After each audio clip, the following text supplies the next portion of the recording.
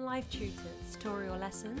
As the electron moves down the electron transport chain, the energy it loses causes the influx of hydrogen ions in the stroma into the thylakoid space. This causes a higher concentration of hydrogen ions inside the thylakoid. Topic exercises. Enthalpy change of neutralization of hydrochloric acid. What you have given is the Q value, which is the heat energy. You need to convert the Q value into the standard enthalpy change of neutralization. You have to divide the Q value by the number of moles. Exam practice. Begin by reflecting the amino acid and then reflecting it again so that the two amino acids can be lined up.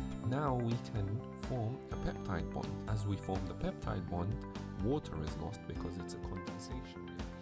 With tailored learning.